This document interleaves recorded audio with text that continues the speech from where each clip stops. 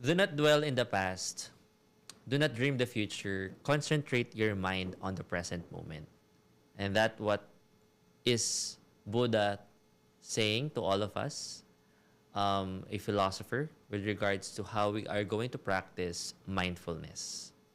It's an interesting topic that is very important when it comes to personal development. Why? Because in today's fast-paced world, no, ngayon na ang bilis ng pangyayari sa mundo, it's easily it's easy to get distracted by the chaos of the world, with the social media going on, with all these hate issues, mga topics, mga concerns right there, no, left and right, napakaraming issues and concerns. But most of the time, we get caught up in the middle because we're not actually practicing mindfulness. So when we say practicing mindfulness, it's a question answering to this one. So parang how easily are you being distracted, no?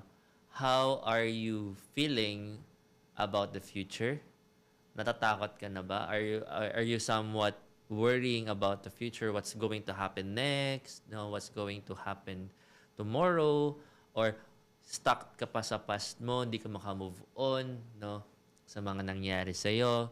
Kumbaga, whatever current decisions that you're trying to make at this moment, at the present time, is always dictated by your past or whatever you're trying to worry about the future. So, nawawala yung essence or nadadesensitize tayo on the present moment. Sabi nga sa Kung Fu Panda ng isang master doon, no? The past is history, the future is a mystery, and today is a present. So, we should be able to treat whatever is happening at this moment as a gift. No, the present is a gift. We should be able to consider what's happening right now as a point of, life-changing moments, no, in our journey. Kasi kung di natin makikita yung perspective na, oo nga, no, the only thing that we can actually control is whatever we're doing right now. And for us to be able to do that, we should be mindful. We should practice mindfulness. So let's define mindfulness. So mindfulness is being present at the moment, no? Being engaged sa current situation mo ngayon without any judgments, without feeling any judgment. Kasi alam nyo minsan, most of the time, ang unang nang-judge sa sarili natin ay sarili rin natin. So we have to practice mindfulness that we're not going to judge by anyone or by ourselves, no? So just be present, be engaged at the moment. So if you're doing something right now, trying to pursue something, you should be engaged at the moment. Na you're doing this because you believe that whatever you're doing right now is something that will contribute to the future. So why it's important not to become mindful? Kasi una, it actually puts us away from the autopilot of life. Yung parang naging monotonous na lang yung buhay mo na gigising ka sa umaga, kain, ligo, tulog, pasok sa trabaho, uwi, tulog, kain, gano'n na lang. Naging autopilot na yung buhay natin. We're not anymore cherishing the present moment. We're not living it anymore. No. The worst thing that we would want in life is just to survive. Life is meant to live, not to survive. No. And how are we going to do that if we're not actually appreciating, if we're not living the moment? So it's very important, no, to be mindful. Another is it allows you to experience life. No. Kapag mindful ka, mas na-appreciate mo yung mga malilit na bagay na nangyayari sa buhay mo. No? Yung expectations mo becomes more broader in a sense na it's fulfilling. Yung buhay mo, nakikita mo yung halaga. No? You should find value in your life kasi. Kasi if you're not actually paying attention and being mindful of what's happening to your life, then you're actually not seeing, the progress or not seeing life as it is. Now that we actually realize the importance of mindfulness, and I hope you do, there are some misconceptions that I would want to talk about being mindful kasi para lang din kumbaga, let's talk about these common misconceptions when we talk about mindful kasi baka sabihin ng iba, it's not for everyone. Myth number 1 na misconception, no? Is mindfulness is only for the religious or mga spiritual na tao. No, it's not. Mindfulness is for everyone. No, you can be mindful without being religious or without being spiritual.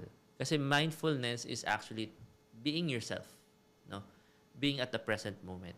You don't have to become religious or spiritual. It's somewhat more reflective, no? In a way that whatever we're doing, we're actually living at the present moment. Another misconception for mindfulness is mindfulness takes too much time. It's not for me because I'm a busy person. No, it's not. You can actually practice mindfulness anytime, anywhere you want. No? Kaya nga siya mindfulness eh. It's being present. Whatever you're doing, kahit nagtututbrush ka lang, naglalaba ka, nagluluto ka, nagtatrabaho ka, whatever that is, no? Being mindful is being able to actually be at that present moment. So it does not really require much time for you. And another is last us. Kapag mindfulness ka na, pag nagpa-practice ka ng mindfulness, it's about clearing your mind, no, of all thoughts. No, it's not. Kasi kapag clear mo yung mind mo of all thoughts, you're actually losing the actual moment, no? So, it's not, parang kailangan i-clear mo muna yung mind mo para maging mindful ka. No. It's actually about observing your thoughts without any judgments, no? And actually guiding your thoughts well, no, on your next actionable steps. Yun na pagiging mindful. It's not about clearing your mind. It's actually engaging with how you thought, guiding how you thought, no, thinking before you speak, no, thinking before you click. Those things are part of being mindful.